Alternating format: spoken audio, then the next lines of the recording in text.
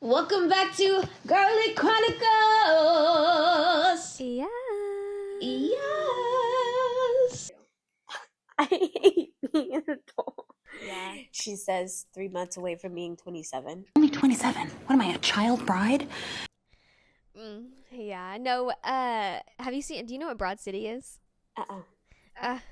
Jazz. I make all these references for all these shows. You haven't seen them. I know. Broad City, but people in the audience might know because it started to blow up on TikTok for that sound.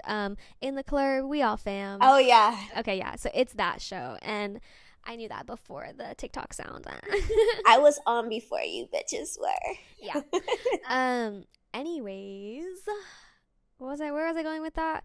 Oh, We were talking about how you make all these show Yes. references that I've never seen before. I'm not going to lie. I'm very uncultured. no, that's okay. I watch a lot. I watch way too much TV. Even from like back in the day. Like I'll be talking to people at my job and they'll be like, have you ever seen blah, blah, blah? And I'm like, But honestly, you guys, okay. No, I do that with Jocelyn too. Yeah, there was a period of time where we didn't have like cable because Okay. my parents like couldn't pay for it. So we were just like watching the same movies over and over. So I can quote movies that people have never seen. Like that's my special talent. Is that there's very niche specific movies that I know the lines to that nobody else does. Okay. So we've been talking, but let's introduce our actual what we're here for. Yeah. Our podcast this week. Okay, so this is episode 7 question mark, I think. Yeah. But so we don't have a topic this week, so as you can tell, we're already a little like chaotic. Yeah. But this week I just wanted to kind of do a little practice, see if we can kind of just talk about whatever. And I'm nervous because We'll see how this goes. We'll see how this I goes. know we're gonna be all over the place. Yeah, so I just want to play around this week and see. I need some audience feedback. Yeah. Comment below, like and subscribe, follow us on Spotify. Let us know how you guys have been enjoying the YouTube videos, blah blah blah. Share with your friends, please. Please. Yeah. Okay, so but I do want to start here. Yeah. Let's say this. Okay. Shout out to my haters. Yeah, okay, so we're gonna talk about the podcast on the podcast for just a second. Maybe the whole time, but right now. No, I'm breaking just kidding, I'm fourth just wall. But I love that whenever podcasts do that. Some Yeah. people don't like it, but anyways, okay, so I've been trying to post clips for this podcast, you know, just to get the word out, right? Get some marketing going here. Amen. And on YouTube Shorts, I don't know. Oh, I guess because the hashtag was Elon Musk, so the crypto bros found it, and they found it, and they left a couple hater comments. Okay, so I can't see, like, we can't see if we're not, you. I can't see what the comments are because I tried to see what they were. No, but okay, so at first I was like, where are the comments? But it's because for some reason, like, whenever you open it, you have to like switch the tab over to it's like newest and top, something like that, and you have to like switch. Yeah, I know. I was like, where are they at? I want to see these haters. Yeah, because at first, because it says 2 comments, and I Yes. was like, there's no comments on here, and then I figured it out, and I was like, oh, okay, here they are. What were the comments? Literally, it was just 2, and one of them was just 3 of those clown masks. Hit harder, bitch. and the other one was something about like, you guys don't know what you're talking about because Elon Musk is gonna find the waste in the government, like something like that. And I was just like, okay, if that's what you believe, like, I feel sorry for you. Bro, he's a billionaire. He's not thinking about your money. He's not thinking about how to make you successful. He's thinking about how to give money back to people like him. If you think Trump and or Elon Musk are either good people or I don't know, successful, because like they both have daddy's money, so to me that's not really success. Yeah. You know, I don't really want to hear. I don't really care about what Elon Musk has or hasn't accomplished. Yeah. Okay. Anyways, bottom line, if you think they are good people, I feel sorry for you. Like, you need help. Yeah. You need Jesus. You need to rethink that. Yep, daddy's boys, eh? Okay, so let's talk about what's been going on for us this week. What's been going on for you this week? Any big news that you want to share with us? Okay, guys. She sits up. Yeah. Okay, so I feel like I'm finally getting to a point to where like obstacles are just, they're hurdles, but you're just like, okay, we got to jump over this because this can't continuously be our story that something new is blocking us, right? So I was telling Maya that I have like a bunch of creative ideas for like singing and stuff like that, so I'm really excited about that kind of stuff. And then outside of that, I just feel like I'm getting my spark back. I feel Right. like I'm becoming a princess again. Love. I saw I saw this TikTok that was like, you can tell what type of mental state a woman is in based off her makeup. Okay. And y'all, I'm not gonna lie, like I've been looking at that. I've been so today I finally was like in the mood to play, and I was like, I'm finding my girl again. Like I feel like myself again. Right. And I think it has a lot to do with this podcast and just being active and just feeling like I'm moving forward in life again. Like I don't feel like a loser anymore. Okay. Like a loser? Yeah, because Why'd you feel like a loser? okay, so I think sometimes we're so close to a picture that you're only looking at these small details, right? Like the things that you're losing at. Mm. And so I was on a phone call today with one of my friends, and she was like, I'm so proud of you. Like this time last year you couldn't even post, like you couldn't even sing in front of people, and you're building a website, you have cards, you have like all these things. And to me, I'm thinking about how far like I have to go Yeah. and how far it feels like it is away, Mm. but not how far I've come. And she's just like, you're doing it, it's just not unrolling as fastly as you think it should. And you just have to, just having friends like that to reframe your mind and just let you know, like, no, you actually are making progress. You're just looking at everything that's still left to do. Yeah, and I think that this has come at a perfect time for us because I don't know, like that TikTok just really summed it up. Like the job economy is so bad. I'm chasing my dreams. Like Yes. this TikTok is like the beginning for this podcast is like the beginning for me because I don't really know it. I don't know why I have a hard time like visualizing what it is exactly that I want. I think I'm a little bit afraid to admit that I do want fame because fame has a negative connotation and I don't really think I want fame as much as I think I freedom. want like recognition. Yeah, recognition for what? Like I think I just want to be recognized for who I am in a way. Like I don't really know how to put my finger on it because I mean, that's why I think this podcast is a really good starting point because I mean, I guess like thinking about the podcasts that I watch because I watch like Giraffe Wallow and Caleb Heron and people like them who are like they're I guess internet famous, you know? Yeah. So, but Drew, like, she does other stuff. She, like, hosts on, like, red carpets and stuff. Yeah. And I'm not gonna lie, like, whenever I was younger, I really did want to do stuff like that, like, host on the red carpet. Right. So maybe I do kind of want to be like her. And then I was just watching the podcast she did with, Dylan Mulvaney. She's internet famous. She's a trans girl. Oh, yeah. I know who you're talking about. Yeah. They were talking about like they have bigger dreams, bigger hopes for the future to like keep doing what they're doing and like host more stuff and host bigger stuff and like, you know, have their own show, whatever. Yeah. And I think, yeah, kind of, I want maybe something like that. Like, yeah. Do I want to be Ellen? Not Ellen.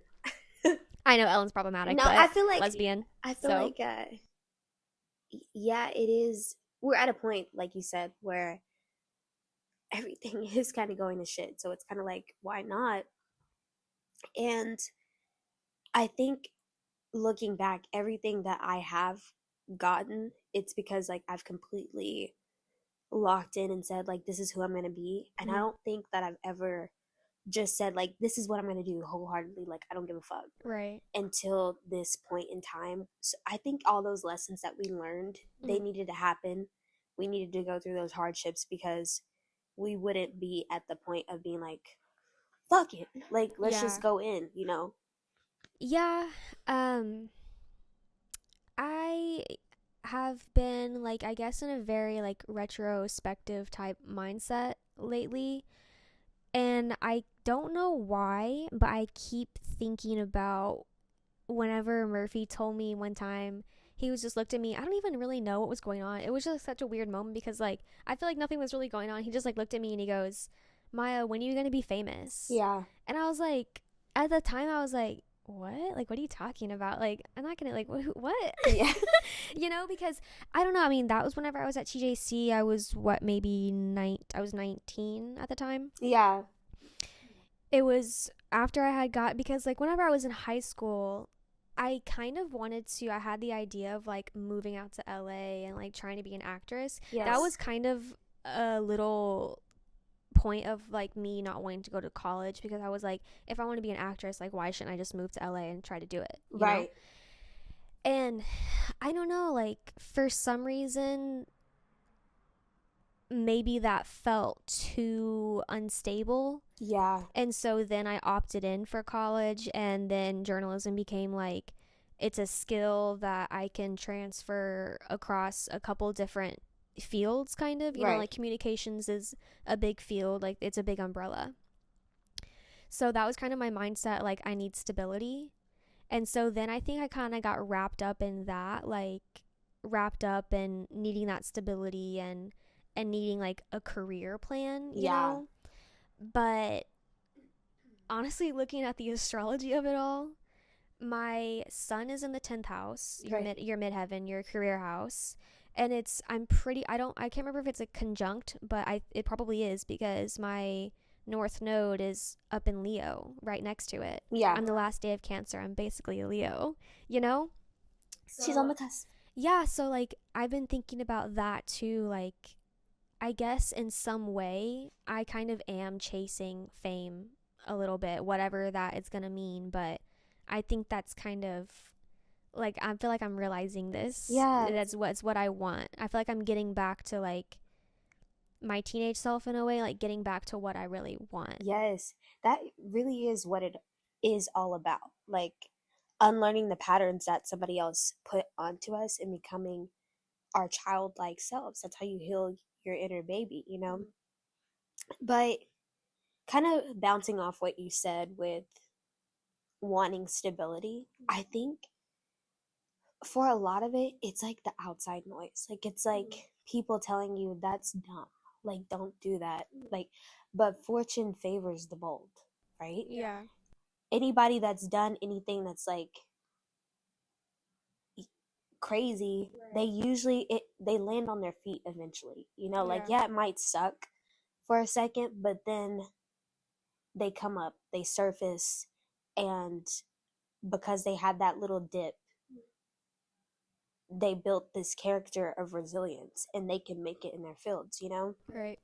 And so yeah, I sometimes wonder how far I would be by now if I wasn't like a little bitch.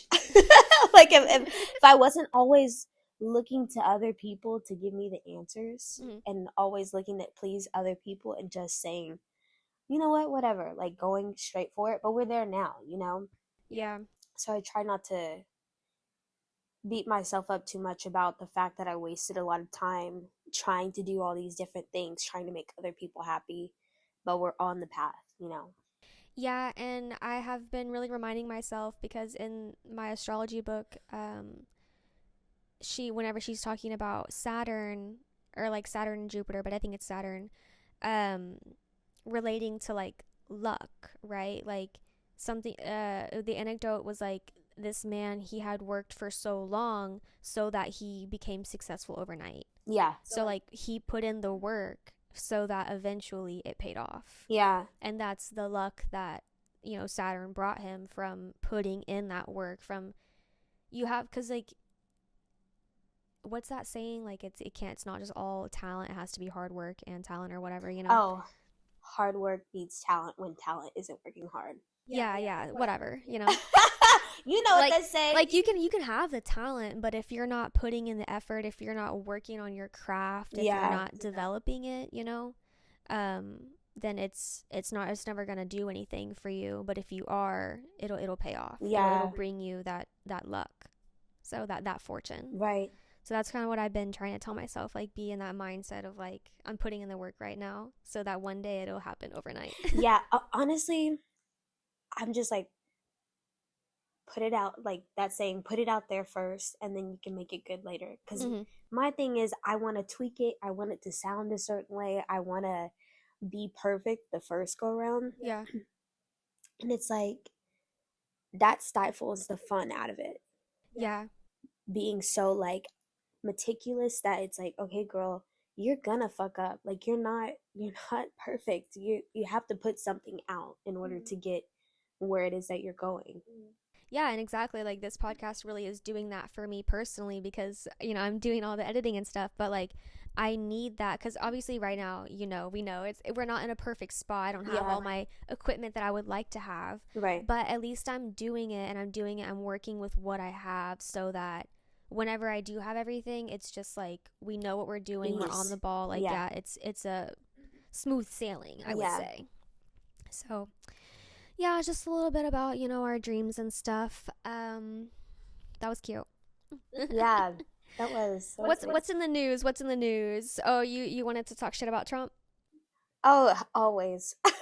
Let me think. What is in the news? Okay, have you seen the Shrek 5 trailer? Girl. Shrek 5. Girl, okay, not too much now, because I love Shrek, okay? Listen, my freshman year of high school, I was in Shrek the Musical. Okay, who'd you play? Girl, I didn't have a role. I was in the ensemble. I can't sing, Jazz. I can't sing. They had me back there like this, huh? I'm in the chorus and I'm a dancer. I always have like a dance part. Okay, like that's any good. dance heavy scenes, that's where I'm at. Yeah. Okay, I'm not a singer, I'm a dancer. But yeah. Oh, I love that. Yeah, no, I had no speaking roles in musicals. And like regular plays, okay, yeah. If there's no singing involved, okay, yeah, I might get a speaking part. But yeah. You know what I hated? Because I was from like a small town, and basically they had the roles assigned to the people that they wanted them to be assigned to. Uh-huh. We just were auditioning for like shits and giggles. Oh, okay, yeah. Because like if you were in theater, no, Loki, I think that's high school theater. Yeah, I think that's high school theater. Like, because that shit happened with us too. Every time I would be like the understudy for the main character, and I'm like, I'm never getting the main character, bitch. Something's wrong. Racist. Okay, but anyways, what were you gonna say about Shrek 5? Okay, back to Shrek 5. Okay, I've been seeing a lot of people are in a uproar because what's going on with Shrek? In the past, these movies came out in like the early 2000s. Why is Shrek controversial right now? It's controversial because the way that the editing looks, it's realistic looking, and people are like, "That's not my Shrek." Oh, they're talking about the animation. Yes, and it does look really funky. I'm not gonna lie, I was like, "What the fuck?" I don't like this. Yeah, because we got introduced. Dude, Shrek is kind of old. Yeah, we got introduced to Shrek like whenever animation was just starting. Yeah, it is kind of. But honestly, that it doesn't even look good. It just looks like a video game. It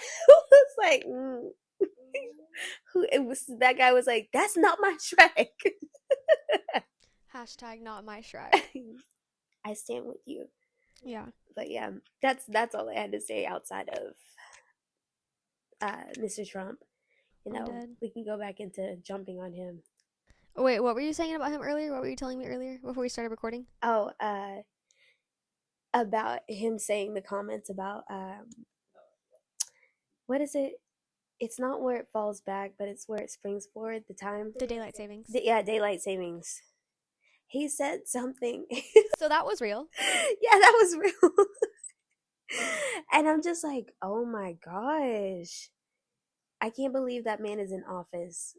But I was telling Maya, I aspire to have like that level of confidence in myself. It's like, am I allowed to laugh? I mean, he is undeniably funny. Yeah, it's He's so funny that undeniably it's so bad hilarious. that it's funny. Yeah, It's upsetting that he's hilarious. yeah. He's a Gemini though. Because he's supposed to be the president of the United States. But I mean, but people do remind us about Bush. I mean, but Bush was like he just doesn't have any brain cells. You know? Yeah, okay, so there's honestly, just no one home with honestly, Bush. I don't know Trump- anything about him. Trump is like evil genius. But he's funny. But do you think he has people that just say yes to his crazy ideas? For sure, 100%. Okay. There's no way. Yeah, of course he has just yes men. I wonder, like, what makes him come up with some of the stuff that he does. Drugs. Like, that's what I'm saying. Him and Elon Musk are on. That's what I'm hoping for. I'm just really hoping that whatever cocktail they're on gets them. Yeah. Right? It has to. Wait, okay, so... But at the same time, assholes live a long time. That's true. The good ones always die young. Dang. I don't know. It makes sense because they always are acting out, you know, for them to be druggies. But I'm just like, I need to see you play with that nose a little bit. He's a professional. He's a professional, Jazz. Yeah. Come on now. He's not going to get caught, huh? No. Papa Trump. Papa Trump. Okay. I feel like I had so many things. Oh, I guess I'll just tell you what I did. What was it? It was today. Yeah. Today is Sunday. Today is Holly. Do you know what Holly is? It's the spring celebration, basically, like welcoming spring for the Hindu religion. Oh, okay, cool. So today I went to a little festival thing here in Irving for work. And of course I had to go in, you know, and like take pictures. So of course I had to like go into the crowd where they're like throwing the colors. And I don't know, when I got there, I realized I was like, oh, I'm probably gonna get color on me. Like I'm gonna have to get color on me, like just by default. Yeah. But then when I got there, I like was taking pictures, and then I was talking to these ladies, and after I talked to them, I couldn't hear her because the speaker was really loud, but she put it on my hand. And then she asked, like, can I put it on your face? And so I said, yeah. She put it on my face. And then I was walking to the crowd, and another lady just came and threw it on me. She's like, nah, we not asking. Yeah. Yeah, because, like, that's the whole point. So I was just like, okay, that's fine. But then her husband thought I got mad. I was like, no, I'm not mad. Because she grabbed me after. She was like, were you mad? And I said, no. But for some reason, her husband, I guess, told her that I was mad. I was like, no, I wasn't mad. Oh, yeah. Because I laughed about it. But I will say this. Whenever the first lady like rubbed it on my face, I don't know why. You know how we were talking about like that tingle that you get? Gosh, yes. I felt that. I was like, oh, She's got that's a good so spirit. sweet. Yeah. Yes. So I was really sweet, honestly. It was cool. It was fun. I'd never been to a Holly thing. So yeah, I came home and I had color all over me. Actually, I went and got food after. I went and picked up Sonic, and then I got Jocelyn not a milkshake, a smoothie from Smoothie King. I had to go inside. Oh, man. I hate going inside places. I mean, honestly, I was like, you know what? This is fine. Main character. Yeah. Okay, so after COVID, like, I don't know what it was, but during that time, I really did develop, like, a bit of social anxiety. Not because I was scared of COVID, but just because, like, it felt like I lost my ability to socialize as a normal person. Right, yeah. So I was kind of grateful to have those masks. Cause Yo, if let's I didn't talk wanna about the PTSD from COVID. Yeah. Because what the fuck was that, you guys? Yeah. No, okay, honestly, I'm not gonna lie, like, I don't really think about it, but, like, leaving school for spring break and then essentially never really coming back. I mean, I guess I came back only because I was in a master's program, so Yeah. it had been, like, a couple years at that point, and we were, like, finally not scared anymore. Oh, damn. Okay, I forgot your experience was so different. Okay, yeah. What happened? Yeah, so, yeah, like, literally, when we went to spring break, and we were like, COVID, what's COVID? And then it was like, all right, we're not coming back for classes, and I was like, what? I did not want to do virtual learning at all. Yeah. But I literally had no choice, because I was like, I'm so close to the finishing. Yeah. I'm gonna have to just pull through and finish. Like, it's not the worst thing in the world, but it did suck. I did hate it. I was super depressed. Yeah. Hella depressed. I did not like that at all, doing everything on virtually. I had to do my internship virtually, and I feel like it really hurt my learning because I was like, I had just got to UNT. Yeah. I had one semester where it was regular, then the next semester COVID happened, and then I finished when I graduated. We had to graduate outside on the football field, and usually they do it inside of the Coliseum. Yeah. So when I got my master's, I was inside of the Coliseum, but because by then we were back to in class. Yeah. But yeah, no, dude, it sucked ass. It sucked so bad. It was horrible. And yeah, I feel like I'm just now like kind of like realizing that it did maybe have an effect. Yeah, honestly. Okay, there's that whole conspiracy or like just thought process of like you're not really the age you are because we lost like 2 years to COVID. Ugh. And because I wish I could go back in time. Yeah, you didn't have. I mean, yeah, you still had life problems, but at the same time, like you were cocooned. You were like in your safe space, which is your house. And then for the essential workers, which unfortunately I was. But I was still working.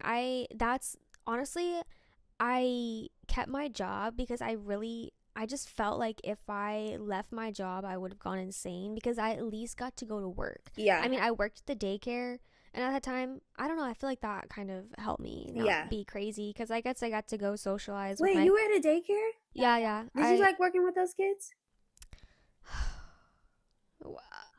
She said, hell no.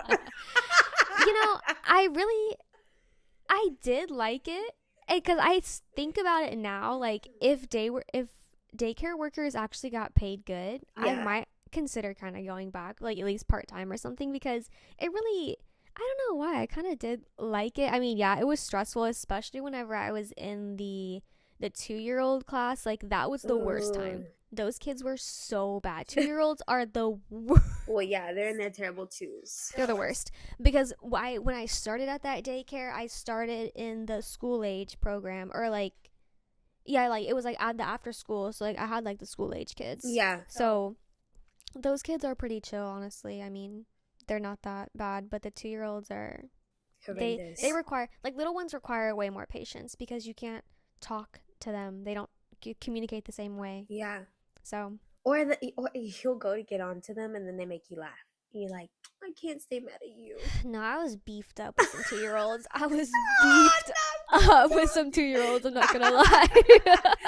Oh, especially like the fighting ones. Did you get fighting ones? Yes, dude. Yes.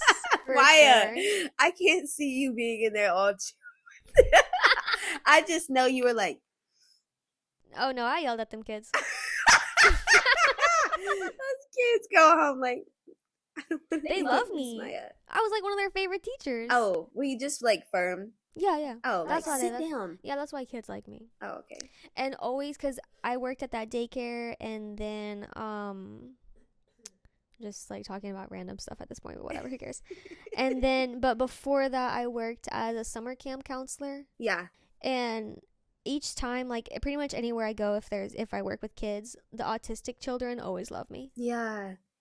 I feel like they're more sensitive to energies though. Yeah. They can like pick up who's really a good person or not. Yeah. So it's a good thing. Yeah, so that was fun. That was cool. Yeah. COVID, it did a number. It really did not feel like those years were. And honestly, when COVID first started, like I remember people being like, "Oh, this is so scary. Like you can die from this." I had an aunt that was in New York at the time. Like they were in spacesuits because she was one of like the travel nurses. Spacesuits? Yeah, they would have to get like suited up. Okay, yeah. Because we didn't know what it was at that point. Yeah. And so my mom wanted to do it. She wanted to be a travel nurse because they were paying these nurses like $20,000 up front. Oh, okay. Oh yeah, your mom's a nurse. Yeah. And my dad was like, hell no. He's like, you got kids and a grandbaby to live for it. He was like, nah, screw that $20,000. And I was like, we could have had some money. He could have came up, bro. But yeah, a lot of people I lost a lot of family during COVID. Really? To COVID, yeah. Aw. I lost a aunt and then an uncle, and I think that's when I realized how serious it was because at that point in time, you couldn't bury the people that died of COVID the normal ways. Yeah. So I remember we had to cremate my uncle. Oh. Yeah. Wow. That's so sad. Yeah. Yeah. COVID. And then exactly, like for people to die from it and to have family members who died from it and then to have people who completely deny that it's real. Yeah. I mean, that's Trump's fault. Yeah. That's very much Trump's fault. And what's sad too, because at that time the nursing homes were shut down, so you couldn't go visit family. Right. So my uncle really did pass away by himself. Oh, that's so sad. Yeah. And then I remember we were working overtime at the chicken plant that I worked at because we were essential workers and Right. all of these other plants had shut down because of COVID. Okay. So we were basically supplying all of the grocery stores near us. Oh, okay, yeah. So I was working like 60-hour weeks. I remember getting to his funeral like 45 minutes late. Oh, yeah. My mom then were so mad at me, but I was like, girl, I'm tired. Yeah. I mean, I love my uncle. Right. But at the same time, I was like, I feel like life is not real right now. Yeah. Yeah. So. And then I mean, okay, I want to switch topics after this, but I'll just say one last thing. I feel like we just moved on so quickly. Yeah. Because we were all so tired of it, but at the same time I feel like that's such, like, America is such a bratty child. Just as a whole, we're all such bratty children. Like, we're like, oh my god, like, how dare we be inconvenienced for this amount of time. I remember being 16 at McDonald's, working like my first drive-through job. Yeah. I had a grown ass man in my drive-through literally throwing a tantrum because we got mustard and ketchup on his burger and he was going to be late for work, and that he started throwing a tantrum, you guys. And at that time, at 16, I thought to myself, this is such a first world problem. Really, yeah. Because why are Mustard and ketchup. You're a grown man crying, yelling at a 16-year-old girl. And so, yeah, Mustard and ketchup. America is the bratty child. And yeah, COVID was like, I guess COVID is what set us up to be in this economy right now anyway. So. Oh, very much. Exactly, dude. And people, like, they can't see that. They can't see that because, like, exactly what you said, the supply chain got messed up during COVID, and we're still recovering from that. Yeah. Like, come on, people, think. Do you not remember what happened just a few years ago? Yeah, it's crazy. People just have 5 years. no thoughts in their brain. Yeah. Yeah, 5 years, dude. That's half a decade. Oh, okay. So, next topic. I just wanted to ask you, Jazz. Yeah. So, we know that you're a singer. We know that you're working late. Okay. So, what is it that Jazz wants to be? Oh. Okay. I know that. Okay, I'll say this. Anytime that I make a definitive plan about something, I don't know what kind of contract me and him have, but anytime I do something with structure, it always goes off the rails. Like something egregious happens. So I don't think that's how it's supposed to go. I think I'm supposed to just have fun and be in flow a lot of times, and my Jupiter is in Pisces. Okay, yeah. So it makes sense that just being in flow with me helps bring things to me. But yeah, I definitely want to be creative. Like I want to make art, and I don't think I'm a person that's built to go after like accolades, like Grammys and stuff like that. I really do think that it's just I want to leave a footprint of some sort. Yeah, and I have that same feeling. Like I like exactly like what you said. I just want to leave a footprint, something. I don't know why. I don't know what it is. Yeah. I feel like that's what I need to do. Yes. And it's always been that way ever since I was tiny. I would be like, I want to make a difference. Like I want to be somebody. And so Same. I don't think We're I on can this do journey it together. Yeah, I don't think I could be like one of those Billboard artists. Like I think I'm just gonna roll out and they're gonna be like, who's this little weirdo? And yeah, it's gonna be Rewind. Charlie XCX. I think she says something about, I don't know if it's back to back or rewind, but in her Brat album she says something about like thinking about if I deserve commercial success, yeah, or if she just wants to like chill again, like be, yeah. just in her vibe.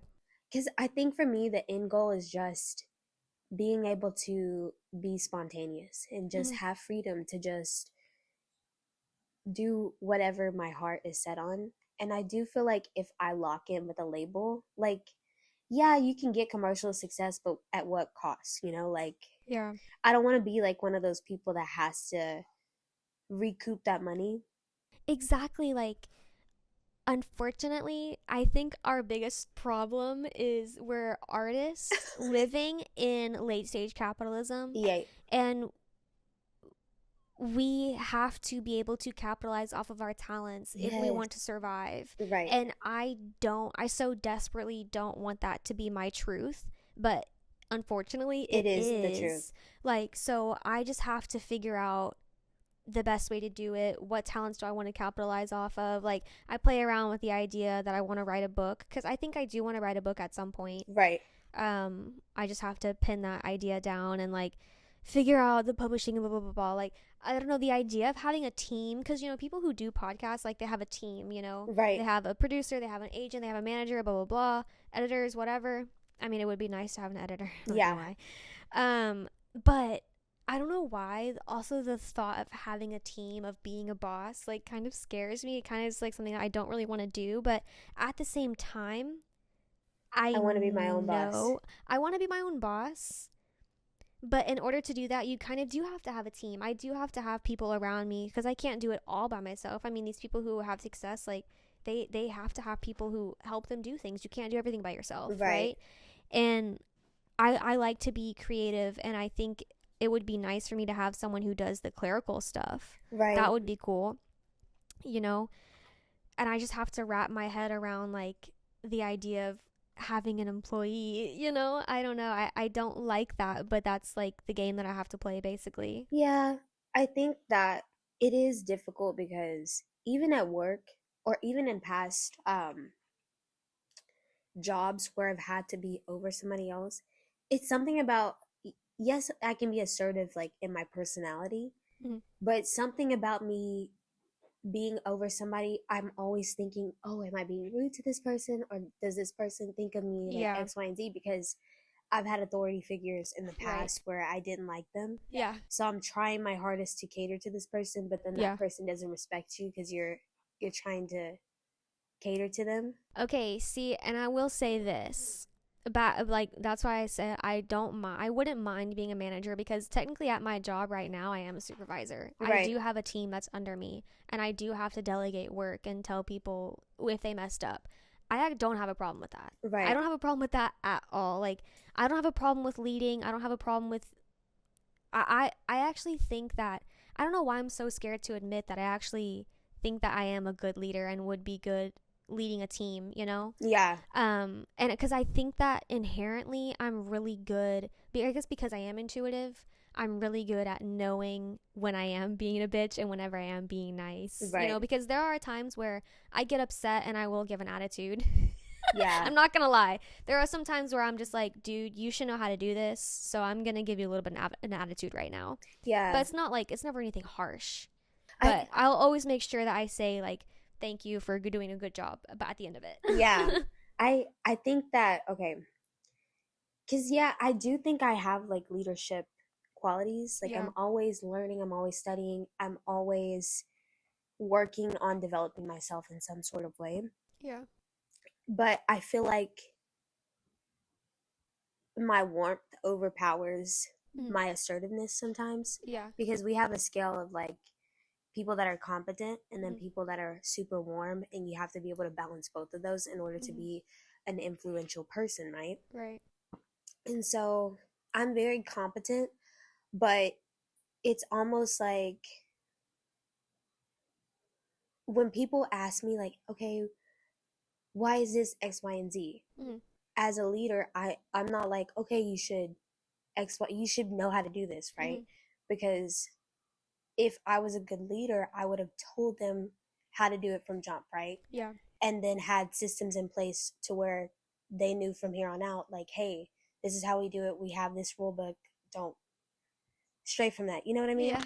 So whenever I go to my authority figures and it's something that they're trying to hold me accountable for, it's the same thought process. You're getting on to me, but you don't have structure in this area. You know what I mean? Yeah.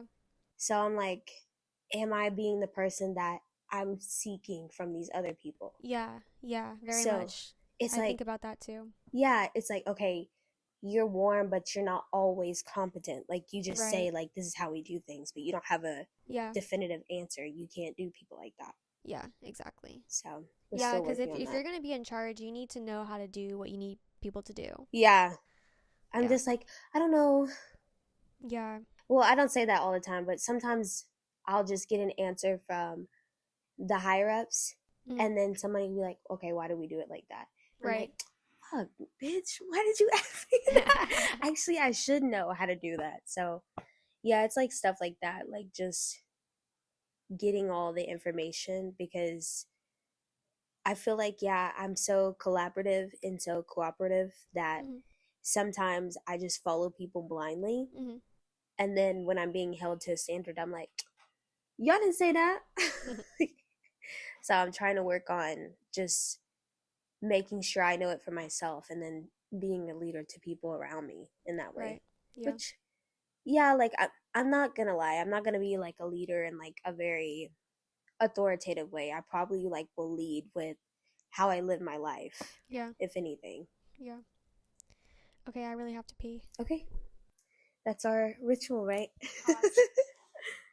No, I completely forgot the Broad City reference I was going to tell you earlier. I don't even know what I was going to tell you. I mean, what were we talking about? We were talking about leadership. No, the Broad City. Whenever I saw it, before in the club we all fam, and you were saying before that. Maya. You were talking about something, and I was like, oh, Broad City. Because I was going to make a reference, but I didn't even make the reference. Exactly. It's the blind leading the blind. Exactly. All right. No, I really want to go get tested for. I know I have it.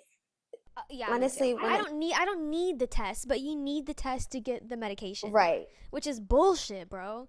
And okay, so here's the thing, because we have a friend. And we're back. Yeah, we have a friend who she just got into her doctorate school, and she was basically telling me.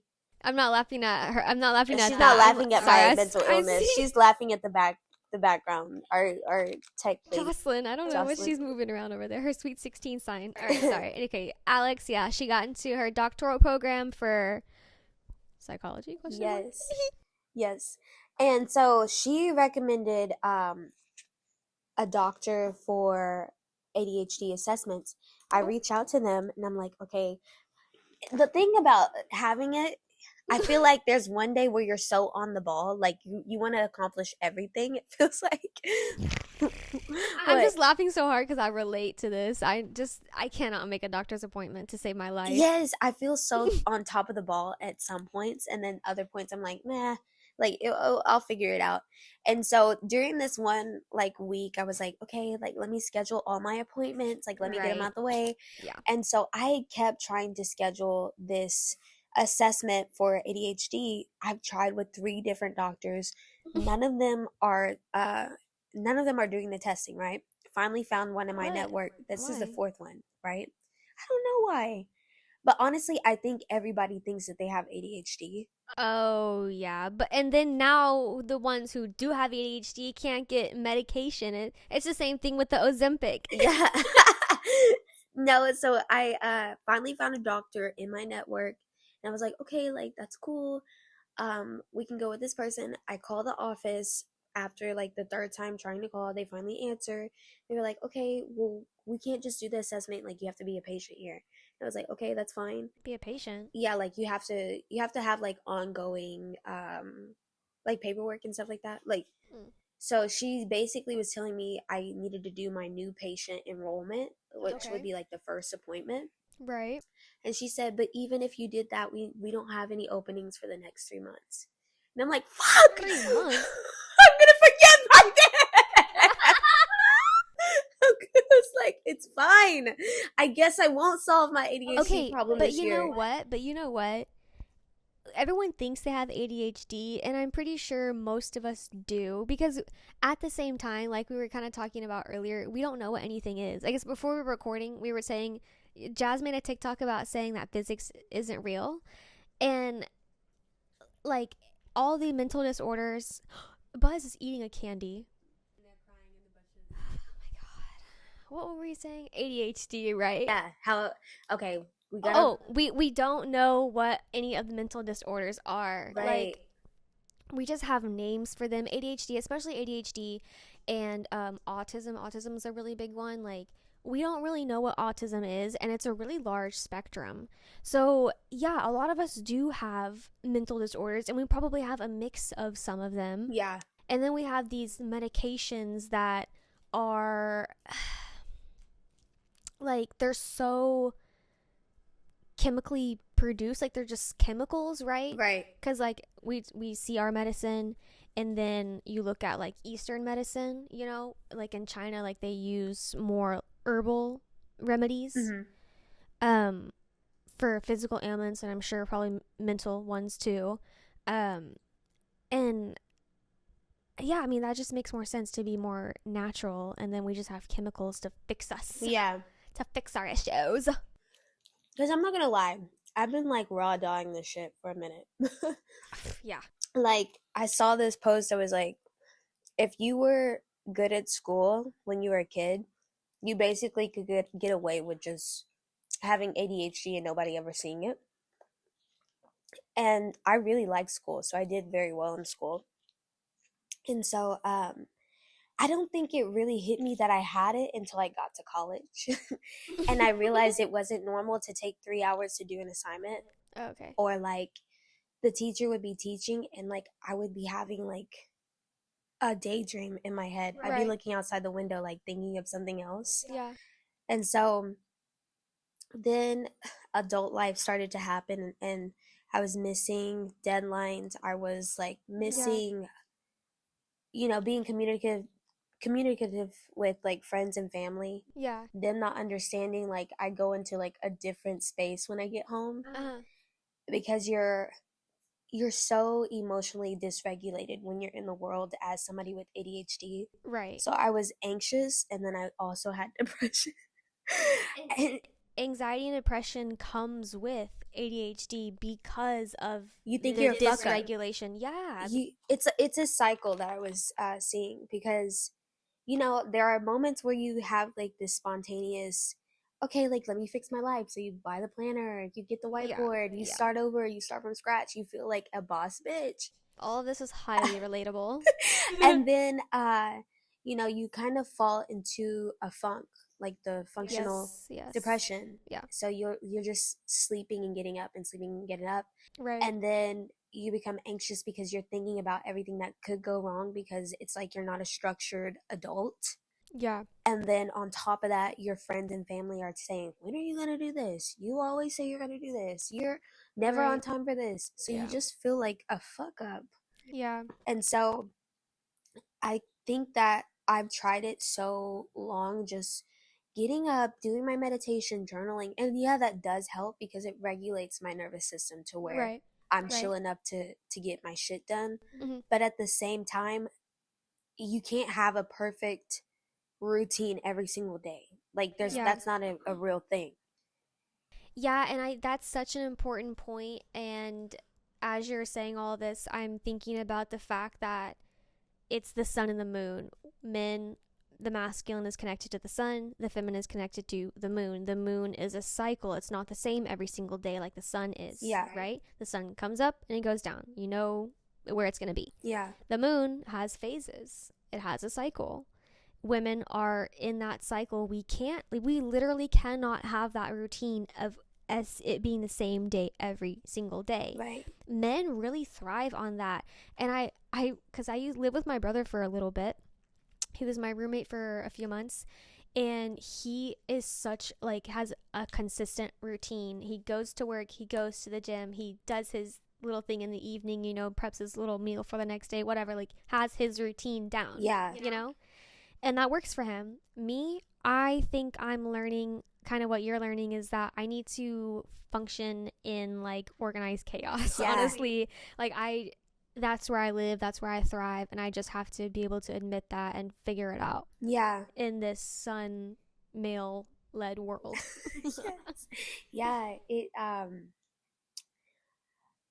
I've definitely given myself a lot more compassion this year because I am understanding like how our brain functions is so different from normal people, you know.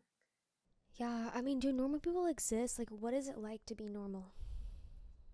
I think that to me when I see a normal What is normal? when I see a normal adult, I see the people that like went the traditional route. Like they were able to stay disciplined, they were able to stay focused. Like yeah, of course, you know, you get the sadsies in between because it's like you're building that emotional resilience for whatever it is that your craft is. Mm. But people that can have that consistency, that's what I wish I had. Like that's Right. what I want and crave. And I think that people are just like, oh, you're just lazy. I'm like, no, no, no. I know I can show up for people. I know I'm reliable in other areas of my life. It's just when it comes to getting out of analysis paralysis, that's hard as shit. Like I be laying in my bed like, okay, get up. Get up. You have to move your body. And I think because I did find spirituality, I'm like, okay, you need to clear your space. Like, clear this space because it's getting so cluttered that it's cluttering your mind and you're becoming stagnant again. So clean the space. Yeah, being clean and being organized is very important. I think, yeah, for me and Jocelyn, like, we really need to be clean and somewhat organized. I mean, you can see we're not perfect, but like we're not disgusting, you know? Yeah. Honestly, I think that people who have like super meticulous houses, Yeah. you're sociopaths. I think that there's something scary about that, where everything in your house is perfectly in place all the time. Right. I literally was talking about this in the other day at work. I was like, what shocks me the most as an adult is that I go clean the dishes and they get back dirty. And I'm like, no! I don't feel like doing them again. Oh God, me and the dishes. That's a never-ending nightmare. Yeah. I hate the dishes. I'm like, okay, now I see why my mom was so stressed out. Right. About that one spoon. Yeah. Yeah. Yeah. Yeah. But yeah. So books. Like, let's talk about books. Okay, you want to talk about books? Yeah. Honestly, I'm trying to get into book TikTok real bad. Oh, really? Book TikTok is, I could care less. Okay. Give or take. Okay. I will find like books that are interesting that I want to read on my own. Right. But as far as like fantasy novels that I want to actually invest in and like take the time to read, because they're thick as fuck, and I can go through them really quick as long as it's super interesting. Right. But I need to know that it's like worthy of being read, you know? Yeah. So I do like being on Book Talk for that, because they be giving me the rundown. They be like, this book made me cry, bitch, or like this book made me feel some type of way. And for those of you who have not read A Court of Thorn and Roses, it's so good. It's so good. I don't know what I mean, I read like series whenever I was a kid. I mean, kinda. I read The Hunger Games, and Yeah. I think I read Divergent. I don't know. I read a lot when I was in middle school for some reason. I read the Percy Jackson like in one summer. Same. But now as an adult, I don't really have the desire to read like a series or even a lot of fiction. I mean, I'm like finishing a fiction book right now, the one I was telling you about. Yeah. And it's really good. I really liked it. Yeah. But for some reason, it's just hard for me to get through a book anyways. I'm not gonna lie. Yeah. It just takes me so long to get through it for some reason. I think that I like the escapist element in some type of like media and in books. So like all of my favorite shows, they all have that element of you have to be on your shit and like really paying attention to the details to know what's gonna happen next. Right. And so I like these books because The mental journey. you go on, but not just that. The writers of these books write in such a witty way, in such a playful way, but such an engaging way that you really feel like you're in the story. Like, I like stuff like that. Okay, yeah. And so Yeah, I get the appeal. yeah, I was reading where somebody was like, you need, self-help books to help develop you as a person, but you need fiction to develop your creativity. I feel like a film bro whenever it comes to books. Yeah. Because I feel like that, not in a good way. Yeah. Like a film bro, like where you start harping really hard on them. No, well, kinda. No, it's like you haven't seen, like you haven't read, like you don't know what that is. Like that's how I feel. Like whenever it comes to book, like I'm kind of like one of like those snobs. Yeah, yeah, I'm a snob. I was thinking asshole, but snob is a good word. Yeah, snob is a good word. I feel a bit snobby because I'm looking at my little bookshelf and I have like classics like Slaughterhouse-Five and like Animal Farm and 1984 and then like books about communism. Yeah. So you need to feel like you're learning something. Yeah. I like to learn, but also it has to be. I feel like I don't know why need fun I feel like, too in my. I don't know why I feel like I need to challenge myself, or like I feel like I need to assign myself homework. Yeah. I don't know what that is, but honestly though. And I love going to bookstores and finding just weird stuff. Yeah. I have a handy dictionary of the Bible. It's just a bunch of definitions for the Bible terms. I have used it. Yeah. Because I was confused whenever I was reading Revelations, I'm not going to lie. Oh, yeah. I'm sure. I didn't tell you about this. Tell me. Okay, so I finally got a car, you guys. But my last Uber ride was with this guy, right? And it's funny because here recently I'll say something and then the material version of it will pop up. Okay. And I'm like, where is the money? So we were talking about Jonah at my job the last day that I had to take an Uber. And then lo and behold, Jonah? Yes, out of the Bible. Like we were just bringing him up. That got swallowed by the whale? Yeah. And so literally my last Uber driver was a guy named Jonah. I'm like, fuck, I need money, not Jonah. I need money, not Jonah. So he picks me up and we get into that was so good. He was like, that's the title of the episode. he was like, hey, how are you? And I was like, I'm good, thank you for asking. And I was like, how are you? And he's like, I'm blessed, like the Lord woke me up. And so I was like, oh, okay, I know what kind of ride this is about to be. And so, but honestly, Maya, it was actually a really good conversation because it was like the first time in a minute that I've encountered a man that actually had like a brain. I'm not saying that they don't have brains, No. but just I know what you mean. Somebody to have like actual like I hear you. Conversation with. Listen, you don't have to explain yourself to me. This is a safe space. Go ahead. So we started talking, and then we started talking about the economy.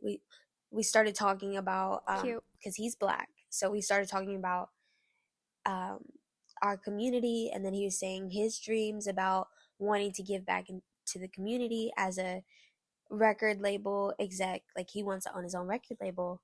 And I was like, okay, I don't know why, but this feels like it's aligning. But then I was like, let me be quiet because I don't know this man quite yet. Let me see what he's about.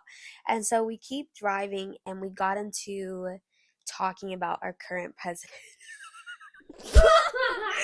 I don't know what it is. Like automatically to me, I just feel like, yeah, whatever color you are, you can go for who it is that you go for. But I'm just like, dang. No, I've met Black Republicans. Yeah, whenever I meet a Black guy that's like for Trump, I'm like, what's wrong with you?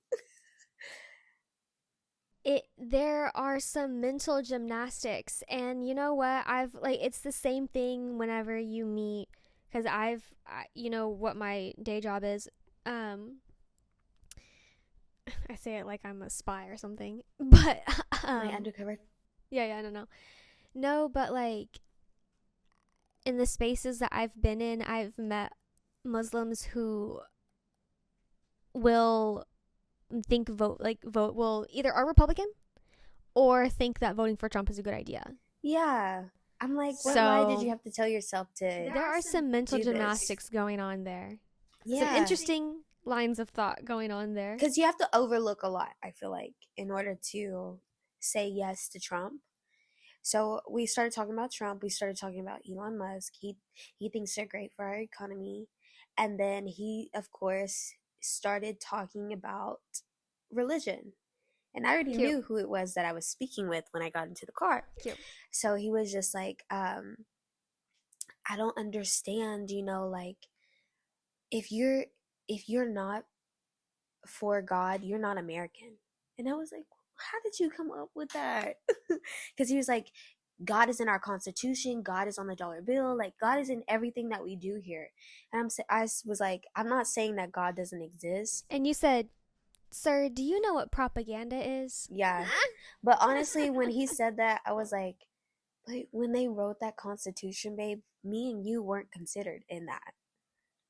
They said all men were created equal and had slaves at home. Yeah.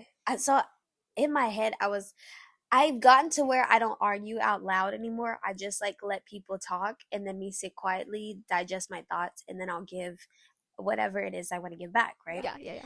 So we're riding the whole way, and he was like, I don't see, like why people take offense, blah, blah, blah, blah, blah.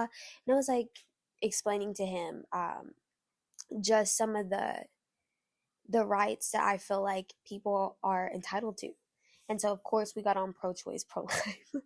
and then he was like, Y'all covered everything Yeah. in this Uber ride. and honestly stayed a whole hour after because we were just in deep thought. It wasn't even like an argument. It was just like Yes. two people softly talking to each other. Like Right. that's it. And so I'm just trying to see this in my head. he was like, he said, what I don't understand about that, he said, and the reason why I take great offense to that is because if I were to see like a random dog on the street and I were to beat this dog to shit, would I not be going to jail? And I was like, yeah. He's like, Yeah. He was like, okay, so to me, why does a dog have more rights than a human baby? And I was like, what I'm telling you, sir, is I don't care what it is that you think, it's still somebody else's right to choose, right?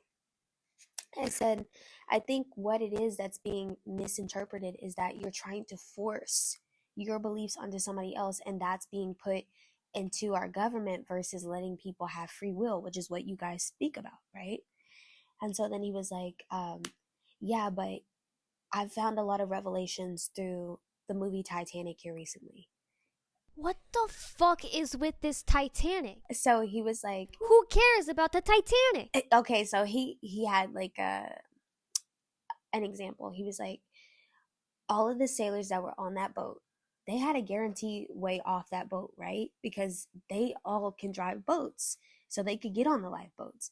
But somebody still had the thought process to go downstairs and alert the people that the boat was sinking. They didn't have to do that. They could have jumped ship. So it's my job to let people know that there is a God that they can be saved by. Like, yes, I'm guaranteed entrance into heaven because I believe in God, but it's my job to also let these other people know that there's a God out here that they can turn to too. I'm like, okay, but at the same time, you can't do it in an aggressive, assertive way. I feel like you can pull more people by just living your life. And he said, no, like it's, so we basically went back and forth, and how the conversation ended was me and him both kind of agreeing that what happens is that people can't separate facts from feelings sometimes, because he was like, people will have bad experiences in the church and then they'll blame God, which, yeah, that was my story. No, but I'm not blaming God. Right. Because my issue is not with God. Yeah. My issue is with you telling me how I need to believe in God. Right. That's my issue. So I told him, I was like, he said, you'll have people acting off of trauma. Yeah. And I was like, I'm not going to lie. did not feel safe in a church space. I did not feel like there was heart or love or compassion within that space, and I found it in a community outside of that. Right. And so he was like, that's fair, but people will have their own trauma and will walk away from God, which I did tell him I believe that there's a God. I just don't believe how it's been written for me, right? Exactly. I don't believe how you believe, and that shouldn't be an issue. Yeah. You should leave me alone. Well, okay, so I didn't say anything like that. I just was being I know, open but that's and receptive. just always my like reaction. I'm just like, stop. I don't need to believe the way you believe. Like, it's okay. Yeah. Well, and I did tell him, I was like, I think where it's hurtful is when there are people that kind of have this self-righteousness about them. Oh, yeah. Instead of saying, hey, like, I'm also capable of the evilness that I see inside of you. And he could agree with that. Like, there was a lot of things we did agree on. Right. Which was kind of like, he was the first person I feel like I've had a conversation with in the Christian community where I was like, okay, we agree on a lot of things. We both agree that there is a God. We both agree that people have free will to act how they're going to act. Right. And we both agree that, you know, there are some things that take place that push or pull people away. And I think I just kind of accepted the fact, because even though I preach a lot of times like that Christians should leave me alone and let me think how I want to think, sometimes I am the aggressor that I'm talking about, you know? No, I really have to catch myself on that too, because I'm not gonna lie, like 100% I can admit, I know for a fact I hold anger for the religion that's called Christianity because of, I mean, do I really need to name the things that I'm angry about? Like, you know? So, yeah, it's like trying to, tell yourself that, like, you just have to let them be the way you want them to let you be. Yeah. So in that moment, I was like, okay, he's not going to change his beliefs, which I'm not going to change mine either. Yeah, exactly. So I understand who you are. I'm accepting of who you are, even though you're not truly accepting of me being who I am. Yeah. But I'm not going to argue myself into like a state of... Yeah, you really just have to walk away. Yeah. You really do have to turn the other cheek. Yeah. And so it was a good conversation. It was like a 2-hour conversation where we were just having a chat. Yeah.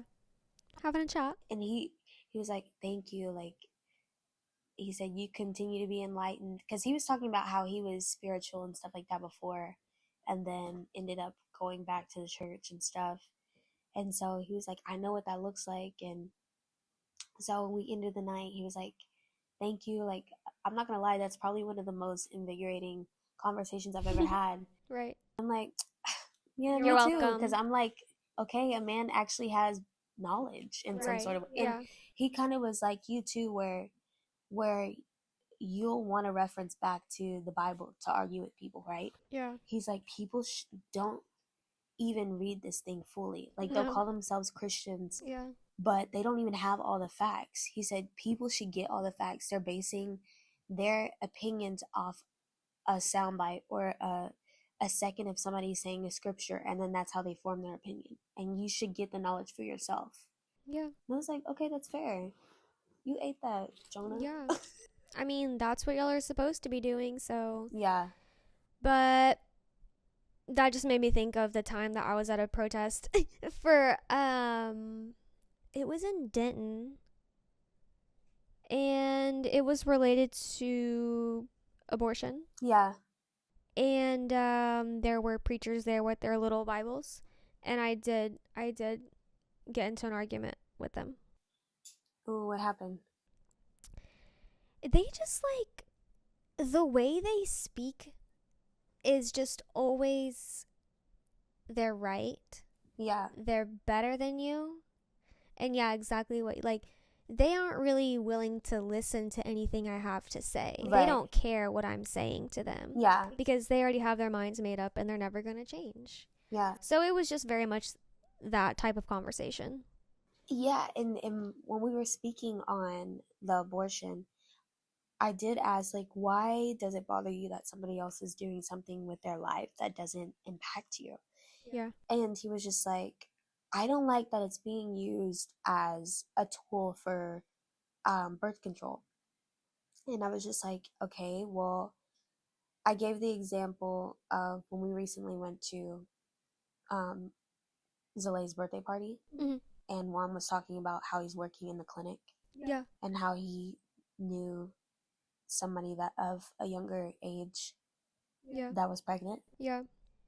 And And so, she didn't even know how she got pregnant or whatever. yeah. And so I was like, that misinformation that you keep talking about that people have, Yeah. some people might have misinformation about um Sex, about sex. pregnancy, Right. And contraception, all of it. Yeah. yeah, and I was like, okay, so you put these parents into the roles of being parents before they're ready, and the Mhm. basic job function of a parent is to give parental guidance. Right. And when they're not willing to step up and do that, you make these children susceptible to whatever generational curses are going to come because they didn't have the opportunity to do what they felt like was within their rights, right? Yeah. Yeah.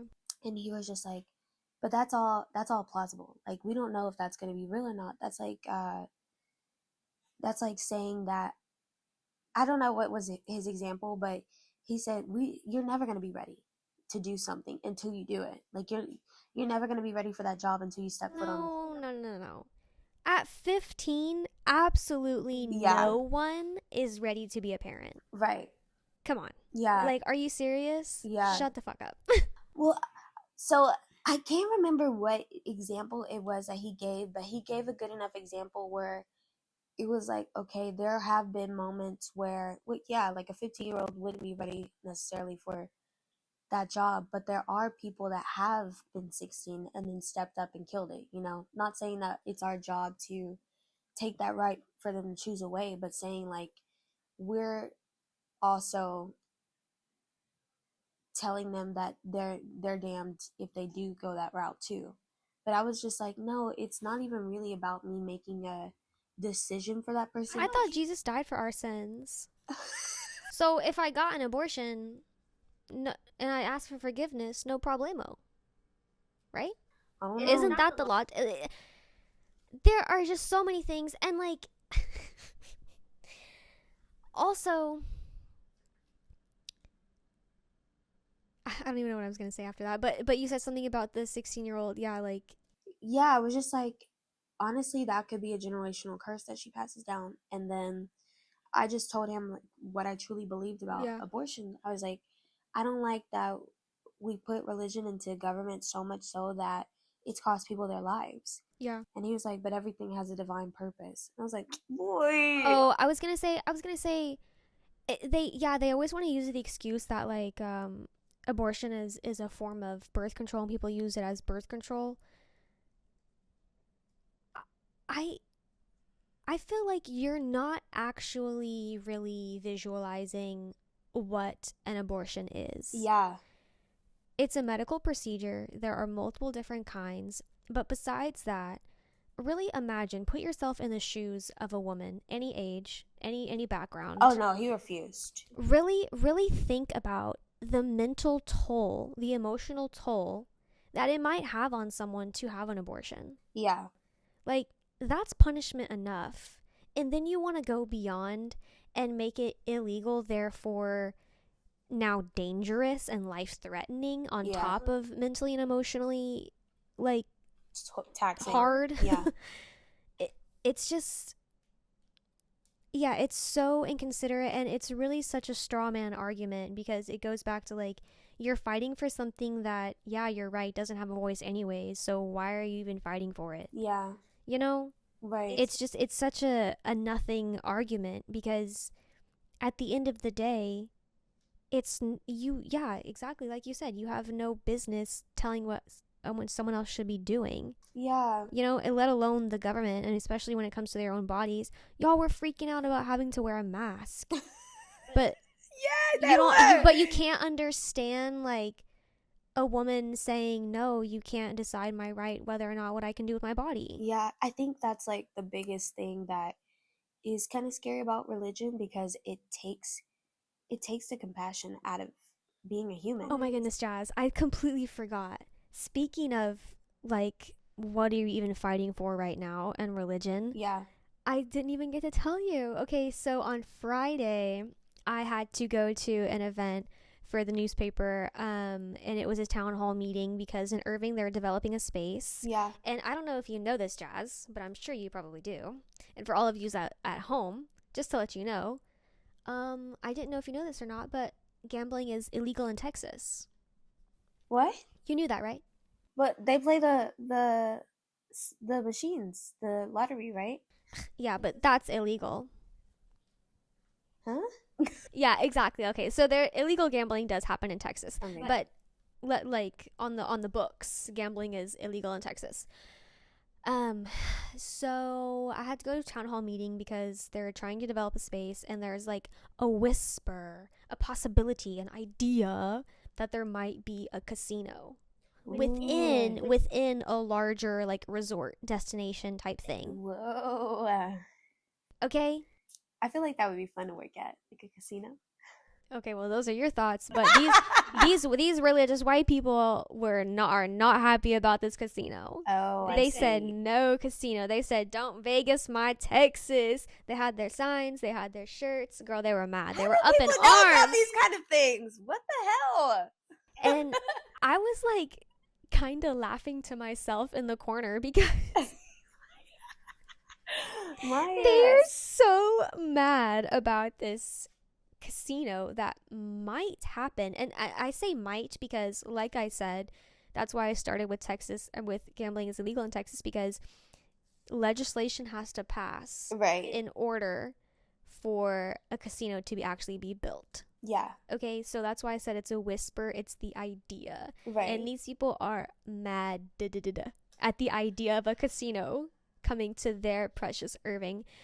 And I just thought it was so hilarious because the majority was mostly white. Yeah. And you could tell they were Christians just by the I said aura. no casino here. Yeah, just by the aura and the fact that they all had 12 kids. So that's a lot. It was so funny because I was just thinking to myself, like, you guys are mad about absolutely nothing right now. You're mad about something that's not even a problem. Yeah. They're over here talking about the crime rates are going to go up around the casino. And I don't know if this is true. Y'all fact check me. I'm going to have to Google this for my article whenever I do write it.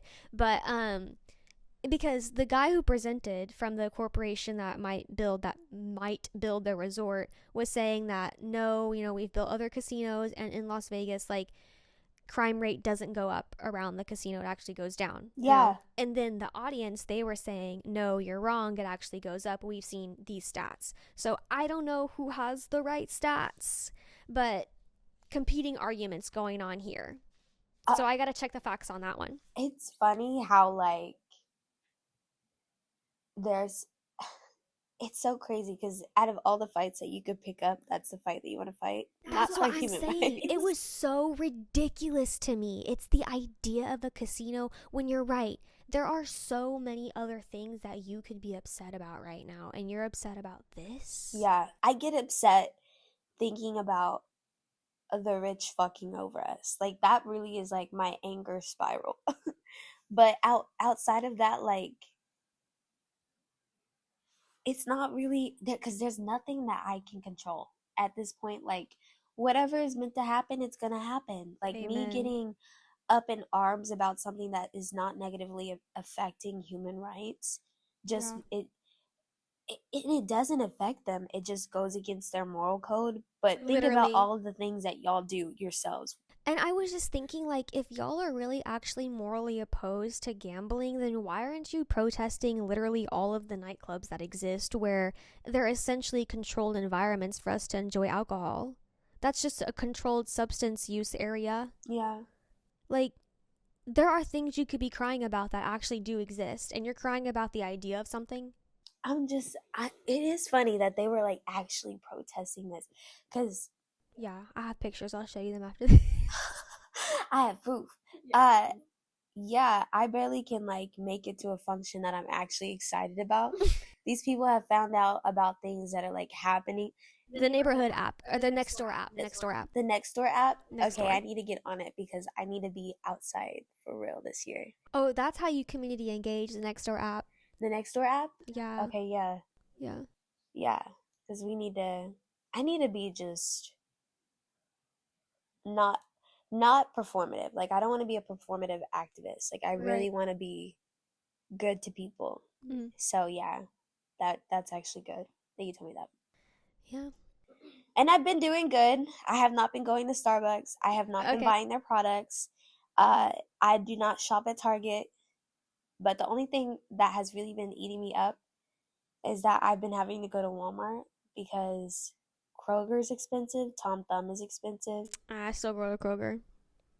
I like Kroger. And then somebody was like, you can go to Aldi, but I eat like a lot of fruit and vegetables. Yeah. And their produce section always have gnats. So I'm like, Yeah. I can't go there. Somebody's like Costco, but I don't eat that much. Yeah. I'm trying to think like produce. Yeah, I don't know. All right. Anyways, okay. So what time are we at? We're at 1:25. I think we can wrap this up. I think we did good today. We had some tangents, but you know what? We Whatever. stayed This is a on. little practice. Okay, so for real, you guys, comment below. Let us know what you think. Please. Or just tell us like who you are. You know, I want to know who the audience is at this point. Yeah. So don't forget to follow us on Spotify, like and subscribe on YouTube. Comment, yeah. Share with your See friends. you in the next one. Yeah. Bye. All right. Mwah. Mwah. Good night.